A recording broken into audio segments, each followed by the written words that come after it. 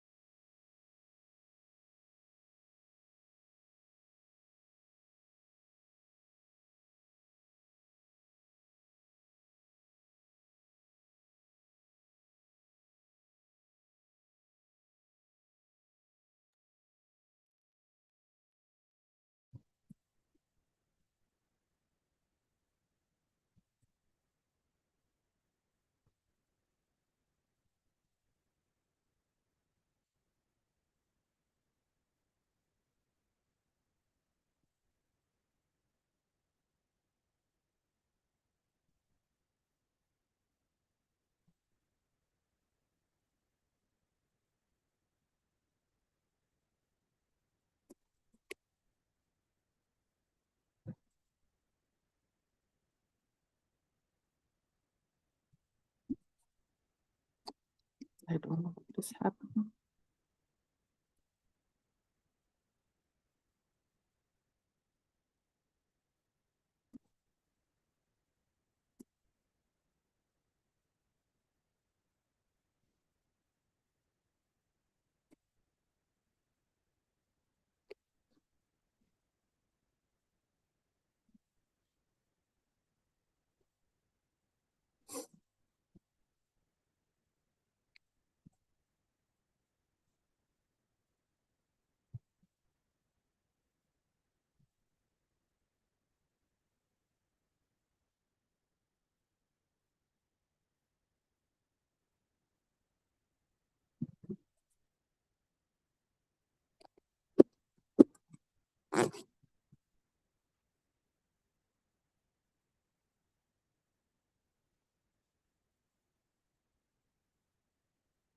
Am I audible now?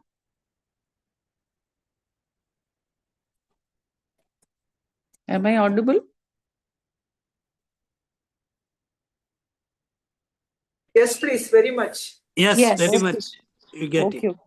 Om Sahana Bhavatu Sahanau Bhunattu Sahaviryam Garvavahe Tejasvinavaditamastu ma Vidvishavahe. Om Shanti Shanti Shanti. Narayanan Narayane Namaskrityam Narayanam Namaskrityam Navam Cheva Narottamam Devim Saraswatim Vyasam Tadojayam Udirayet. So we'll cover the last two verses. Vihaya kamanaya sarvan Umamscharati nispraha Nirmamo nirankara Sa shanti madhigachati. Yah, the one who, Puman, person, Sarvan, all, Kaman, binding desires, Vihaya, having given up, Nispraha, devoid of longing, Nirmamam, without the senses of mind, Nirankara, without the sense of limited I, Charati, moves around, Saha, he, Shantim, peace, Adhigachati, gains. यह पुमान सर्वान कामान विहाय निस्पृहः निर्ममः निरहंकारः चरति स अधिगच्छति.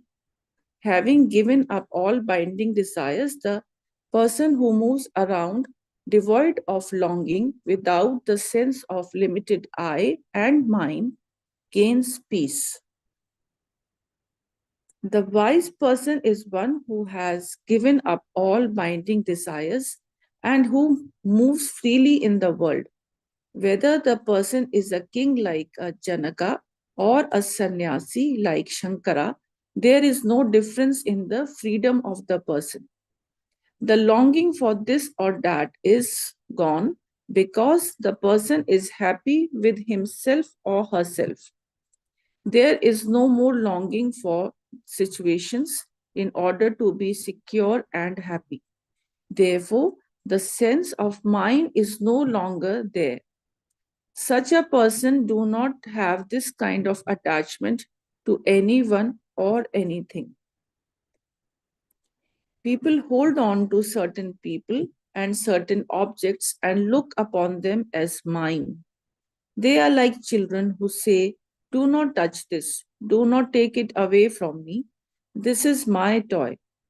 The only difference between the mine we had as children and the mine we have as adults is that the toys have been replaced with other, more sophisticated objects. In fact, we are nothing but bearded, grown up children.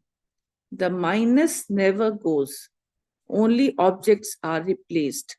Thus, with reference to a few things and people, we say, "This is mine." There is no I or mine. However, when I see that the whole thing, everything is myself alone, everything changes. I am the father, the mother, and all the places. When everything is myself, there is no mine. Mine means that yours, his, and hers are also there. These are the reasons. These are the reasons for all your problems.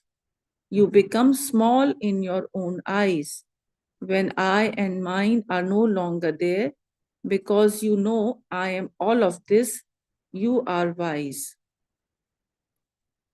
When you say I am all of this, the sense of mine is gone. The I sense is also gone, because when everything is me, there is no I. People think this is vanity, but vanity only exists when you are small. When you say, "I am everything," there is no vanity. Vanity is only with reference to comparison and pride. When you take yourself to be this much, there is quantifying in terms of your possessions, your capacity, your skills, and so on. Then there is ahankara, ego. But when the ego is bloated to such an extent that I am everything, there is no ahankara at all. There is only reality, knowledge, Brahman. Ahankara is nothing but a notion, the I notion. When the reality is I am everything, there is no ego. Ego is only when you compare yourself with another person and say, "He does not have as much as I have," is ego. But there is no other person at all. All that is there is me. There is no ego, no doer. There is only aham, I. That I am a doer is a notion, whereas I is the self. Therefore, the person under discussion in this verse is one who has no I or mine sense, because everything is himself or herself. If everything is oneself, where is the question of having a desire? Knowing this, then the wise person has no binding desires. Please stop me wherever you feel like. It's just that we are rereading it again. How a wise person lives in the world. The use of the word charati here is very beautiful. The wise person does not run away from the world. Where would he or she go anyway? Having given up all binding desires, Such a person continues to live in the world and may engage himself or herself in variety of activities. But the activity itself means nothing. The person gains only shanti, meaning that he or she never changes. Other people move around because of the pressure of their desires, whereas the wise person is free from such binding, pressuri- pressurizing desires. People who are impelled by desires will say, "This has to be done. Only then can I be happy." The only difference between a wise person and these people is that the wise person is motivated but not driven by his or her desires. In spite of moving around and being active in the world, there is no appreciable inner change brought about in the person either by desire or by its outcome.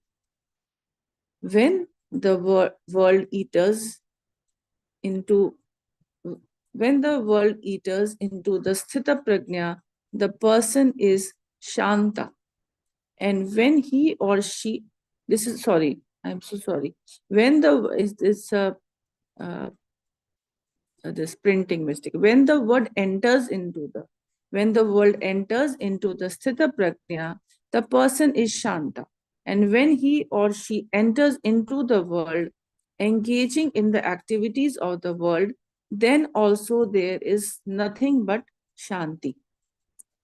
This was said because of a doubt that can arise here. It is fine to say that sthita prajna is full, and when the world enters into such a person, it merely dissolves into his or her fullness. He or she just sits in one Can you place. read it again slowly? When the world enters into the sthita prajna. Okay. When the world enters into the sthita prajna, the person is shanta. And when he or she enters into the world, engaging in the activities of the world, then also there is nothing but shanti. This was said because of a doubt that can arise here. It is fine to say that sthita prajna is full, and when the world enters into such a person, it merely dissolves into his or her fullness. He or she just sits in one place in this fullness, and whatever world whatever world enters into the person, shanti alone prevails. What about a wise person who is active? Activity does not change the person's wisdom. There is no change because there is no doership or enjoyership, no I notion in the person. Shanti alone remains. So, if the world enters into the sthita prajna, like he is not enjoying that world, so there is no enjoyership. And when he enters into the world, there is no doership, no I notion. Let the person be engaged in the world or let the world enter into the person. Either way, it is the same. Whether he or she is enjoying or doing, there is shanti. When the world enters into the person or the person does something, he or she does not become an enjoyer or a doer. Enjoyership and doership are both negated in the wise person. Although there is a seeming enjoyership and doership, essentially they are not there. This is what we call badhita, meaning that through knowledge, the reality of doership and enjoyership centered on I is sublated. When Krishna talked to Arjuna and when Shankara wrote his commentaries, there was doership. But neither Krishna nor Shankara looked upon themselves as the doer. Doership for the wise person is just doing. The notion, I am the doer, is not there. This means that the Sthita Prajna continues to be Brahman. Therefore, Krishna concluded,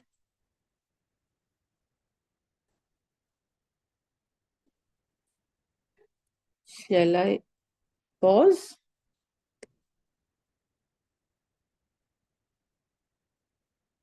Can you sum up?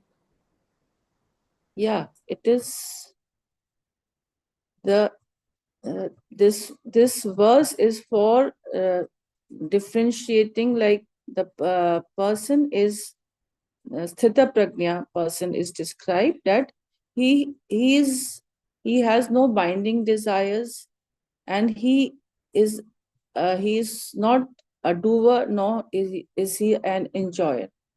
So he can be he can be in any state, like he can be a king or he can be a sannyasi.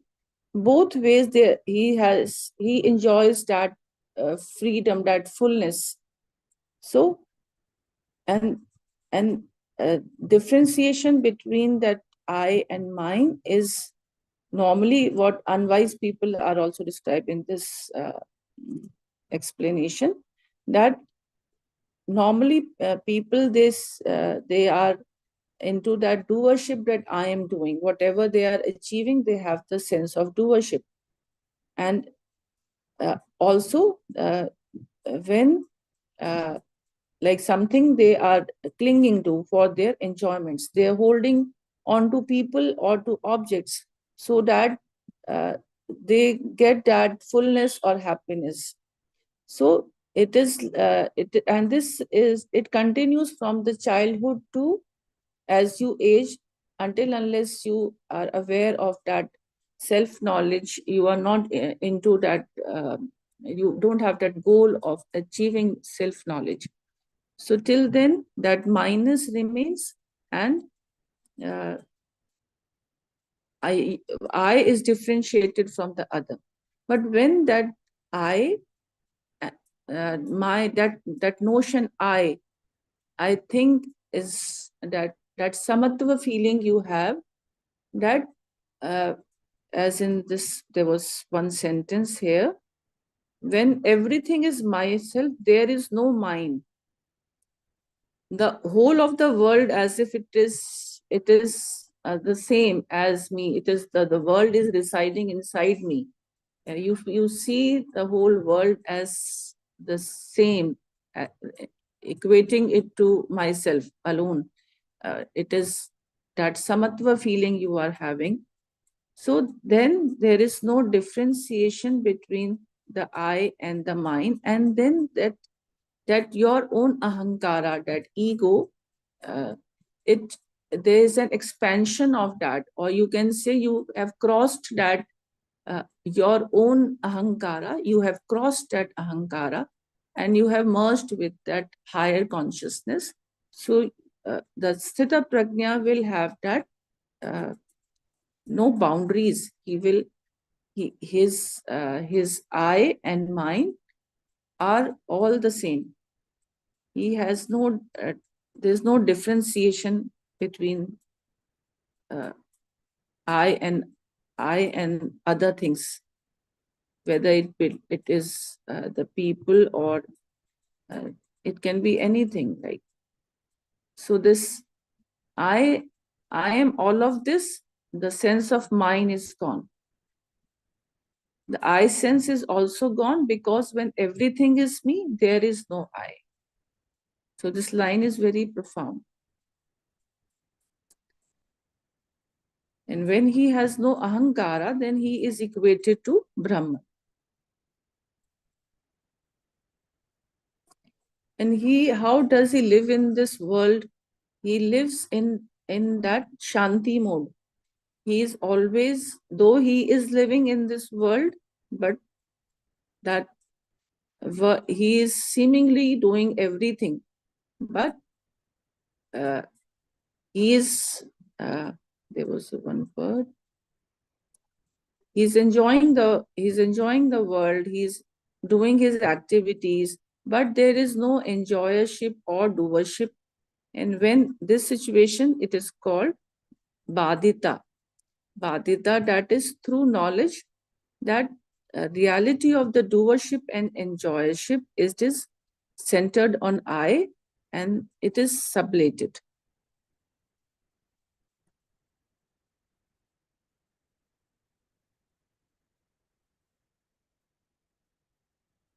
That means he does enjoy, but there's no doership.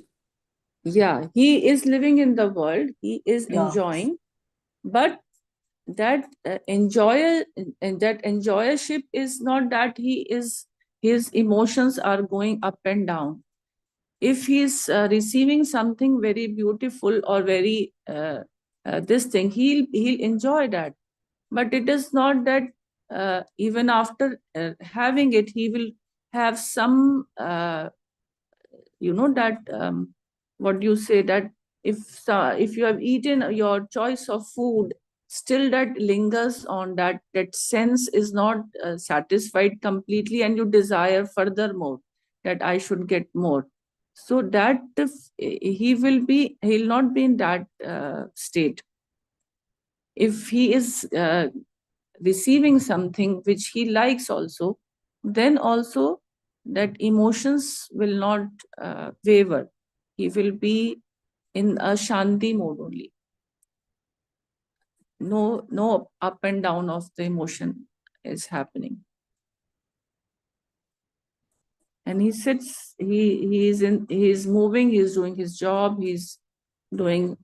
This is, I think, that this in this Kali Yuga, it is only that the guru it can happen with the guru who is beyond like all desires, and like he is, those desires are there, it is a desire, because without having a desire, one cannot live his life. No, there is, today I have planned that I'll do this, so there is a desire. So but asthita prajna, he will have a desire and he will work upon that, but he is not having that binding desire in a form that he will do it with non-doership mode, and then it is completed and it is gone. So he'll not be clinging to that desire further once it has been done, and he'll move ahead. So, and he will definitely experience the joy from achieving that, but again, that it would not be a binding one. He will further do another this thing. So in this way, when no enjoyership and doership is there, then that I notion is sublated, and it is that ahankara is already crossed. He's crossed his ahankara. He has no ego. So he is equated to Brahman. It's not stuck in any situation. Okay. Yeah. He's like what I imagine always is like a bird who is soaring high in the. It is like when you see a bird soaring high in the sky, you feel you have that feeling how free she is. The bird flying. This is only like I'm just imagining. Otherwise, there is lot of your own task to be completed. And the bird doesn't require the branch. He's so free. Means he can have a faith on his own wings, and he Yes. doesn't require anything from outside. And she will make a new nest. If one is destroyed, she'll make another nest, and all her like activities would be going on, feeding and flying and giving birth to children. But and animals, they say no, that they to a certain point they look after the children, and then they make them so like nurture them them in this way that once they start flying, they will not look back, they'll not come back. The children, they flow away like the mother. So she's not bound in a way that she's going after her children. Once they grow up, they flow, then they are gone. And again, she'll be making a new nest. So it is, I was just imagining that freeness of in a bird. The bird doesn't have any intellect, you see. That's why the birds love. Yeah. The reasoning That's, yeah. yeah, that thing is there. That is the differentiating between the animal species and bird species and humans. So that intellect is lacking, but with whatever small mind they have, their attitude is in accordance to the nature, what nature uh, says to do. It is acting in that fashion only.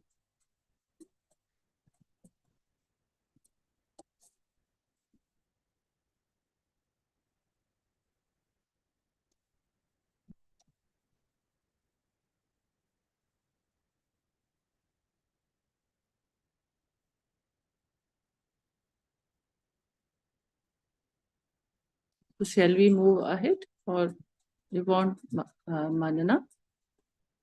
This is the last verse.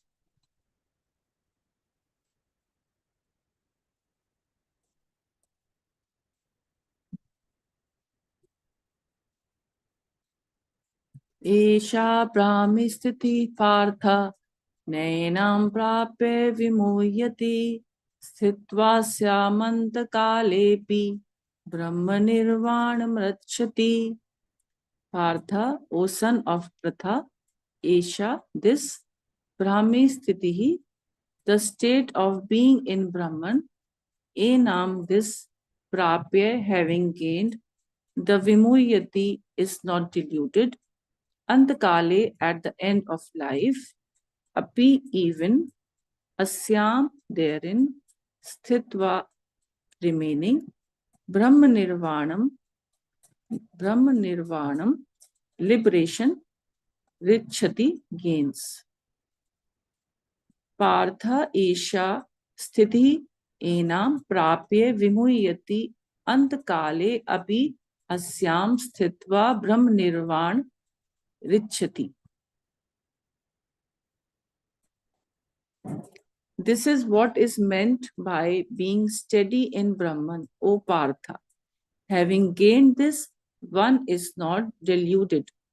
Remaining therein, even at the end of one's life, one gains liberation. The steady knowledge, Jnana-nishtha, that had been the topic of Krishna's teaching from the beginning, is steadfastness in Brahman, Brahmanishta. In between, Karma Yoga was pointed out, and Arjuna's question concerning the definition of a Sthita Prajna was answered. This same steady wisdom being again mentioned. Jnana-nishtha means steady knowledge, and Brahmanishta is one whose knowledge is that Atma is Brahman. It is this knowledge called Brahmanishta that is being praised here in the last verse of the second chapter. Sthitihi refers to this nishtha or steadfastness in the knowledge. Addressing Arjuna as Partha, the son of Pratha, Krishna told Arjuna that being a Sthita Prajna is the state sthitihi of being in Brahman, born of the knowledge of Brahman. However, once we use the word state, there is a problem because being only a state, it will not always be the same. Previously, something was not, and now this something is in a particular state. Later, using the same logic, It will be lost when another state is gained, just as the previous state was lost when this state was gained. When the waking state goes, dream comes. When the dream state goes, sleep comes. When sleep also goes, waking comes. When this particular life is gone, another life comes. Because of centrifugal force, we find that certain things are in a particular state or position, and when the force is gone, they are no more in the same position. Similarly, any state is subject to loss, subject to change, otherwise, it would not be called a state. So we can compare this state to our own uh, our own what we can say, our own state. This state is compared to our own state. This, sometimes we are so regular, and sometimes when we get caught up in this materialistic world, it's sometimes you drop and then you again realize that it is that this is not what I should be doing. So I should again you start with your own practices, but yes, that is not happening now for us. I think it's been that regularity is maintained, but still when some big like suppose a family marriage is happening, that it or some other event is happening, then somebody gets ill, then your sadhana is disturbed, and then your this adhyan, everything it gets disturbed. But yes, you have this in the mind that yes, I have to do.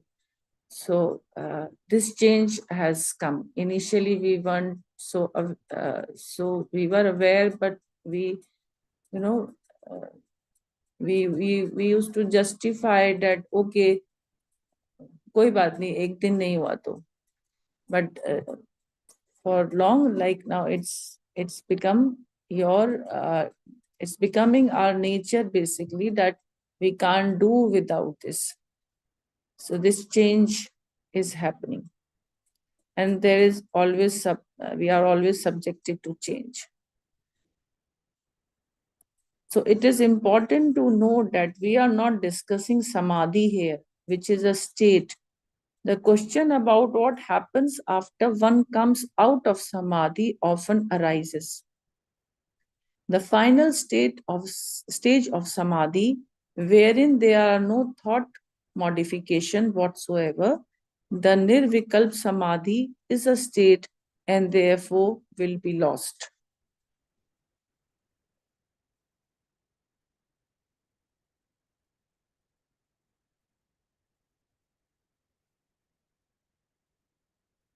Nirvikalp samadhi is the last samadhi which a person attains.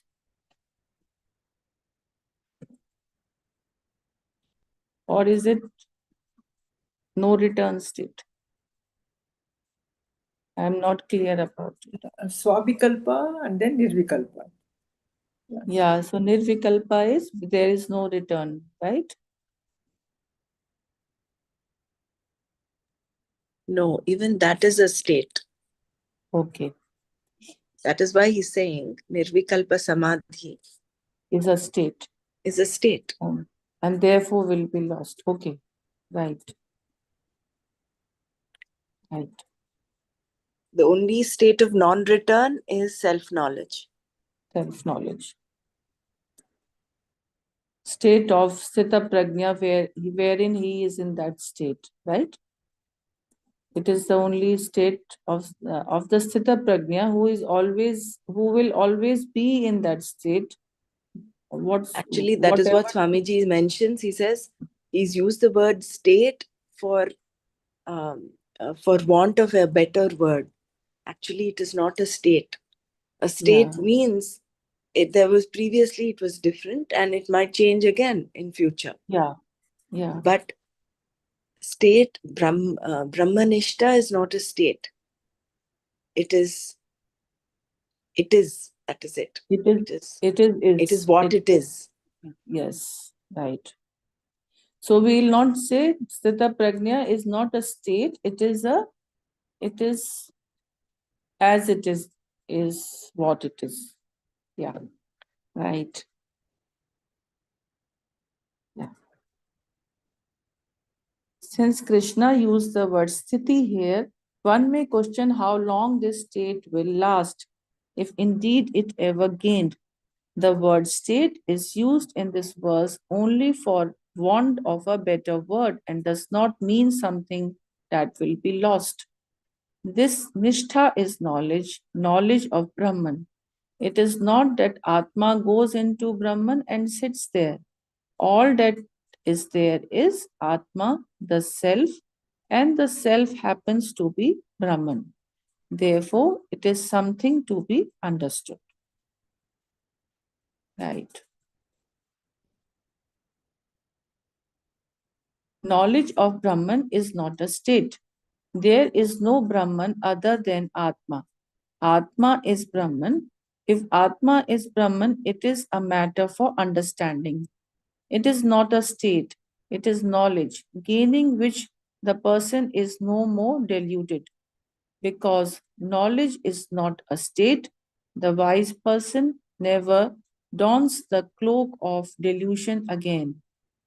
Therefore, one's old ignorance does not come back. Such notions that were based on ignorance, such as I am a jiva, a mortal, a doer, an enjoyer, also do not return. You may fret about whether the false notions will come back again. You may think, suppose the doer, the enjoyer comes back, again I will have all the old problems. Then what will I do? I will have to find another guru. My present guru will send me away because having taught me once, he will not want to teach me again. What will I do? Again, I will have to come back. I will have to assume another body, and everything will start all over again. There is no problem because what we are discussing here is not a state, it is knowledge. Knowledge gained is gained for good. Atma is Brahman. When its Swarupa, its nature, is understood, there is no more Jiva. The individual is gone. There are no more false notions about oneself, and the old delusion does not return. So when we That sentence, starts all over again. Can you read that before and after that sentence? you may fret about whether the false notion will come back again. You may think, suppose the doer, the enjoyer come back again, I will have all the old problems. Then what will I do? I will have to find another guru. My present guru will send me away because having taught me once, he will not want to teach me again. What will I do? Again, I will have to come back. I will have to assume another body and everything will start all over again. There is no such problem because what we are discussing here is not a state, it is knowledge. Knowledge gained is gained for good. Atma is Brahman. When its Swarupa, its nature, is understood, there is no more Jiva. The individual is gone. There are no more false notions about oneself, and the old delusion does not return. It is that once you have gained this knowledge of Brahman or the self knowledge, it is gained for good. It is not that next time you will come and then you will be born again or you will have to find another guru.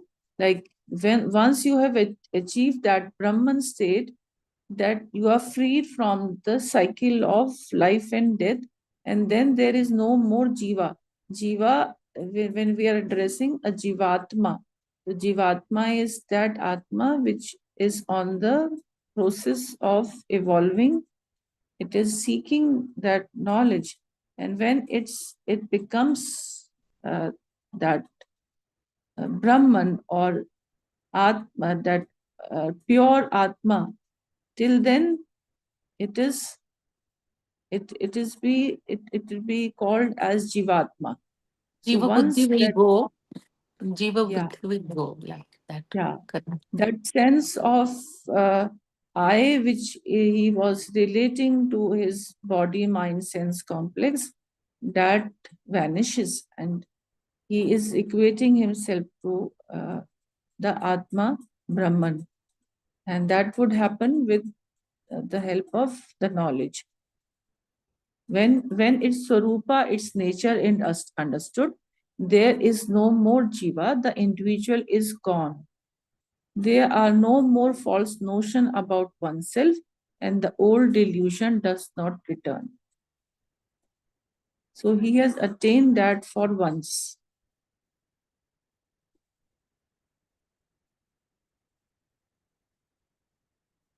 And yesterday Suresh was saying, no, that they come back to this world out of compassion, so that they can do service to the mankind, to also bring them on this path of the self knowledge. Basically, this is their purpose of coming back. It is not their body or the karmas left. It is only out of compassion they choose to come back. It is never too late to gain self-knowledge. Krishna then said that remaining in this knowledge of Brahman, the wise person gains moksha in this life itself. Living, he or she is liberated. Also, there is one more piece of information given. Liberation is possible even for a person who is in the last lap of his or her life. The person may be very old. The ears may no longer hear. The eyes may not see. The liver may not work. The heart may be palpitating. And the person may always be scratching his or her head in order to remember things, none of which matters at all. Even if a person is old and is in the last days of his or her life, the person can know, helped by all life's experiences. The old problems are no longer there, and everything has been tried anyway.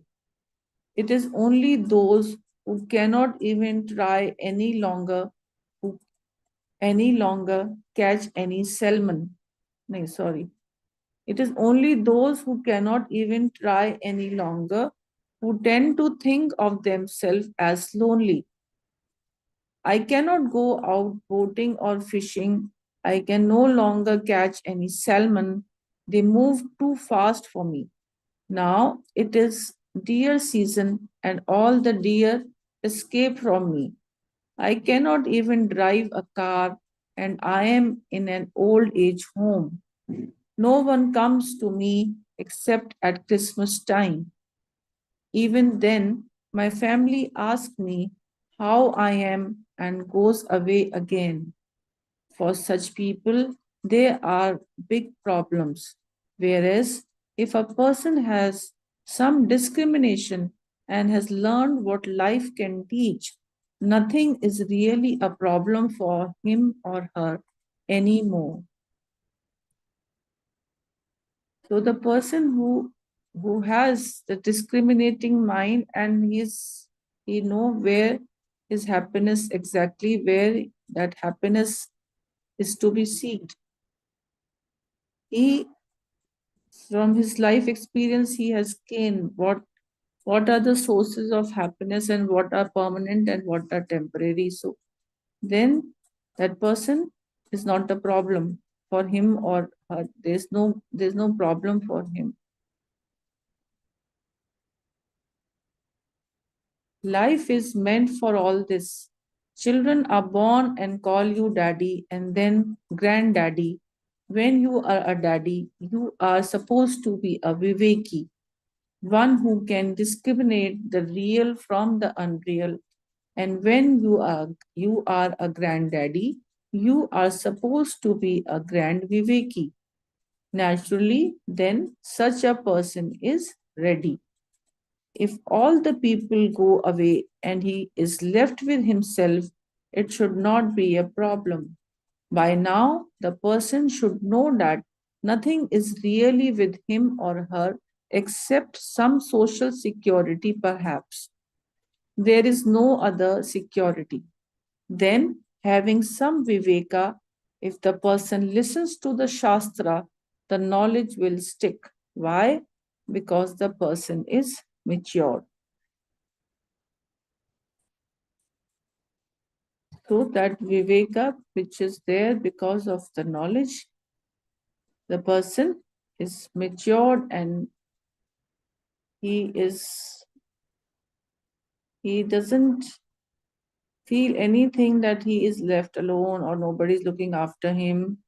He knows that, like, in the inner heart, inner conscience, he knows he's stable. He's not his emotions are not going yo-yo, that everyone has left me, now what will happen, that insecurity feeling, then which will lead again to sadness, then that will not happen for a mature person who has that who is into the knowledge and is having a discrimination in his practicing that knowledge and having a discriminative mind. Moksha need not take time. An old person has already gone through all the experiences that make one wiser. For such a person, one sentence, if presented properly, is enough. He or she should be mature by this time and therefore should have no emotional problem or raga dveshas. This kind of mature person, even though close to death, can gain the knowledge. Earlier in this chapter, we saw the story about King Parikshit that bears this out. A curse was placed on him that he would die in a week. He went to Vyasa's son Shuka, who was a jnani, and told him that he had only 1 week to live. In response, Shuka just laughed. Why are you laughing? The king asked. I am going to die in a week. Shuka then explained why he was laughing. You are lucky, he said. You say you are going to die in a week. This means that you know you are going to be alive for 7 days, whereas I myself have no such guarantee. Since you are sure you are going to live for 7 days, it is definitely a matter for celebration. You are lucky, my God. You can be Brahman by that time. 7 days are more than enough time to change one's whole perspective, and sure enough, in 7 days, this king became a jnani. Thus, even if you are suffering from a terminal disease or are very old, it makes no difference. You can gain moksha, liberation. Shankara then completed the sentence, if a person about to die can gain moksha, anyone can. Even as a brahmachari, before one enters the second stage of life, which is marriage, a person who takes to this study can gain moksha. Then, for as long as he or she lives, the person lives in the knowledge of Brahman. So the earlier this path is walked, the better it is. so that you at least you can you have the knowledge and you can live your life in accordance to dharma and that knowledge, and uh, that uh, you will be reaching your goal faster also, and your life would be more pleasant and is full of happiness and peace both. When the ears hear, the eyes see, the mind is thinking, and memory is a possibility, knowledge can definitely be gained.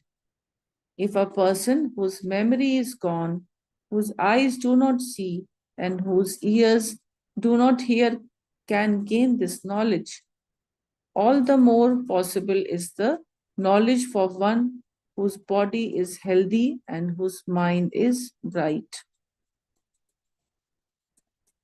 If a person whose memory is gone, whose eyes do not see, and whose ears do not hear can gain this knowledge, all the more possible is the knowledge for one whose body is healthy and whose mind is bright. So they have compared both the stages of life in which, like in the old age, when eyes do not see and ears do not hear, still he can gain this knowledge for moksha. Whereas when a person is young, it is all the more possible for him to gain this knowledge because his body is in accord, like it is helping him out. His body is healthy, mind is bright, quick uh, to receive that knowledge. Receiving is easier in the younger age because you have a healthy body and mind. There being no doubt that knowledge is all that is to be gained for one to be liberated, the second chapter comes to an end. Om Tat Sat Om Iti Srimad Bhagavad Gita Su Upanishadsu Brahma Vidyayam Yoga Shastre Shri Krishna Arjuna Samvade Sankhya Yogo Nama Dvityo Adhyayah. Om Shri Krishna Arpanamastu. Chapter 2 is that is why many people they uh, read chapter 2 on daily basis because it keeps you grounded. It fixes your goal, that what you have to do, how you have to do.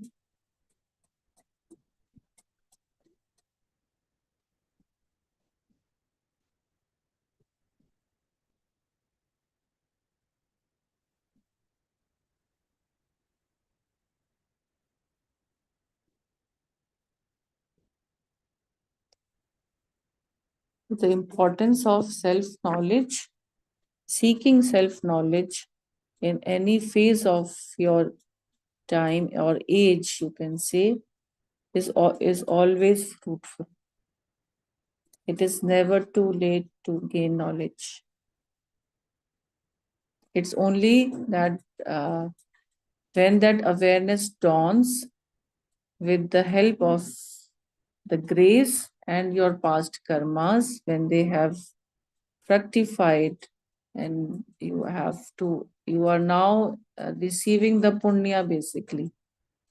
So then that this knowledge you will be receiving, that you are on having that you are on the platform to receive this knowledge.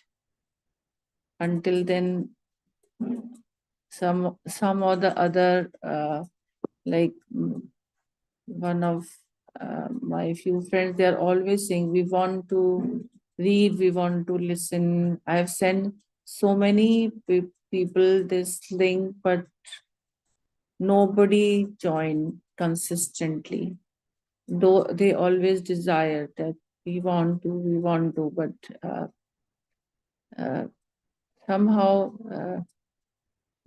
they could not join.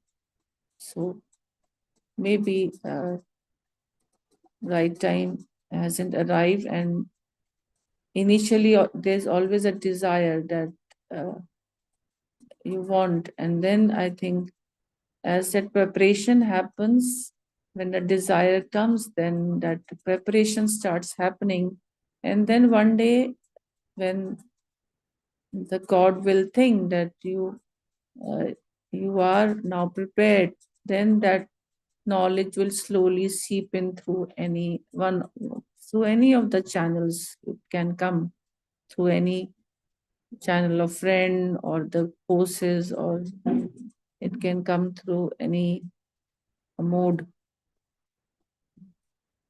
Yes, but I always feel that uh, so grateful that being in this knowledge, this is the best part of my life and the best hours of my life in the morning, which is really grateful.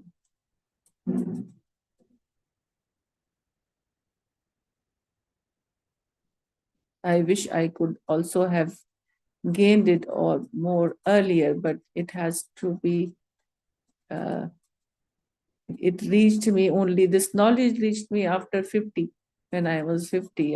It reached, before that, it was all like more of mechanical type of. You are not late. I am a half century late. But never mind. As we are reading, no, that it is never too late. So still, I am blessed that still my body is helping me. It's not. Actually, It is I also not. started on and off. Then the love for the Bhagavad Gita kept me hooked here. And it was just a grace which kept us together for this knowledge together. Yes, And it is making difference to our life. very much. See, many people think, no, I am old, I cannot do. You know, I have no eyes, I have no ears. For them also, it is possible. That is what it is. Yes.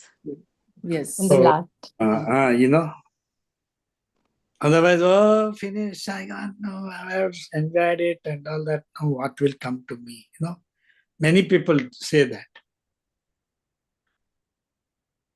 Even that time also, if they wake up, they can have it. It's only that in the younger age, you are more full of energy and you can No devote. energy, but you will be distracted a lot Yeah. because of the youth and this one. No, you are distracted. You are attracted by the this one Basically, we are caught up in that materialistic world, material. and this No, knowledge is not.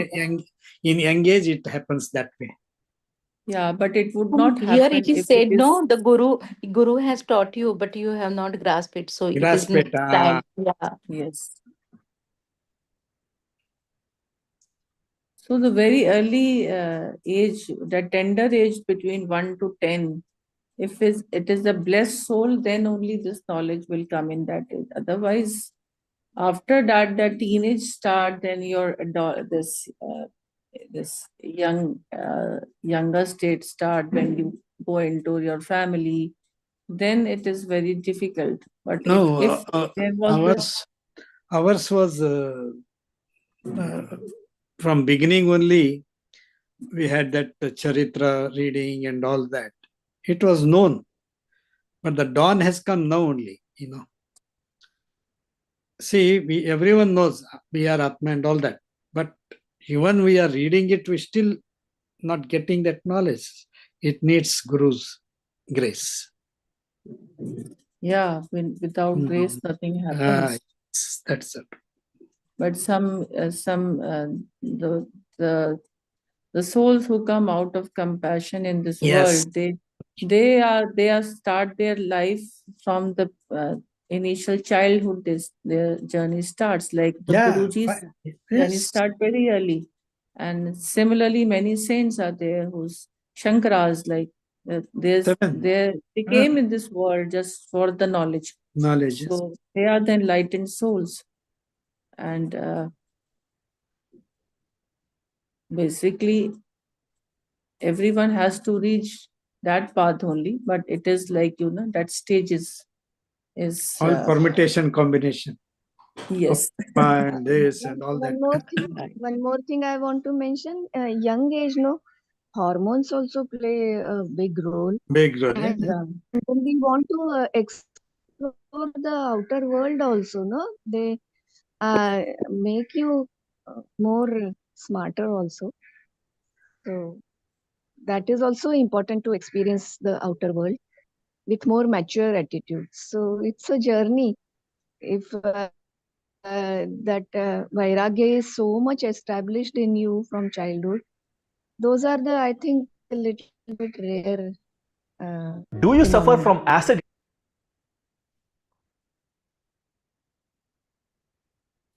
or bloating even though you have stopped eating fried and spicy food?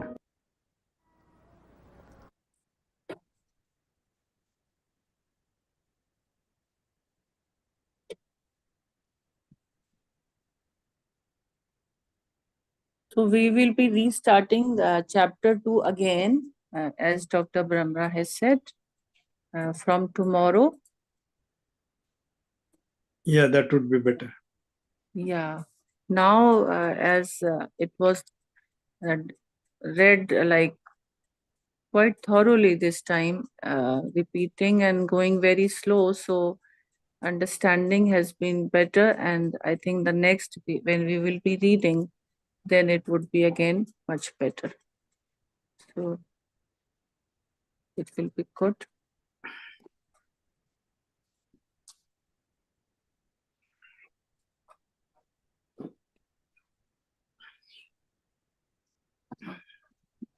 So shall we end the session today?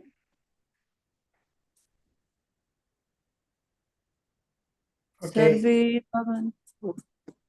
Jai Gurudev. Jai. You want to say something, Sureshji? No. Okay. Okay. Okay.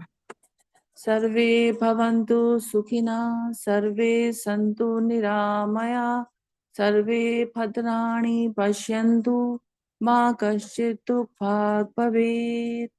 Om Shanti Shanti Shanti. Om Shri Krishna Arpanamastu. Meditation is accepting this moment, living every moment totally with depth.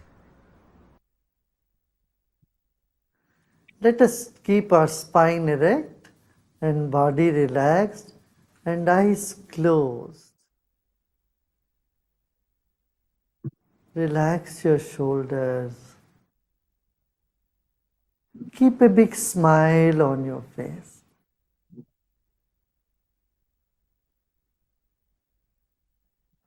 You're sitting like the statue of Buddha, very serene and with a serene smile on your face. Relax your body.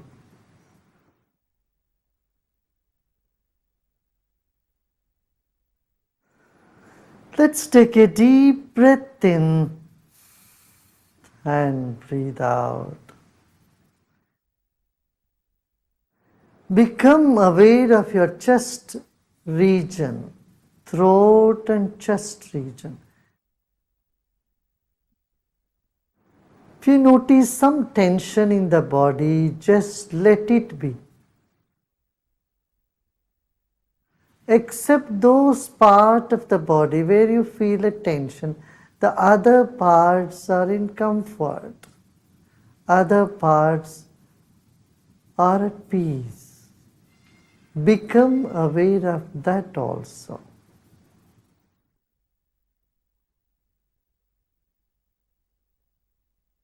There are many good things about you and inside of you. Acknowledge them. They will never leave you. And the negative aspect you may see in you is never going to stay with you forever. They are all guests for some time. Let them be. Sit with the total acceptance of yourself the way you are at this very moment. Total acceptance of what is now here lead us to deeper meditation.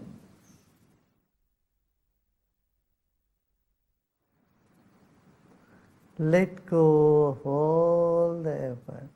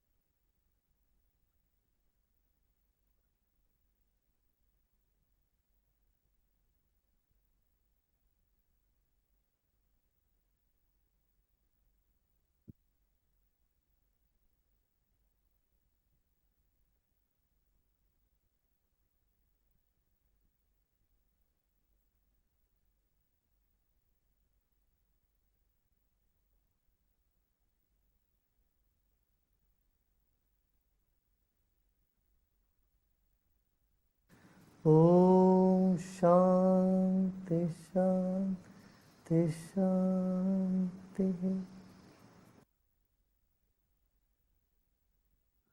Let go of all your effort and be in this emptiness.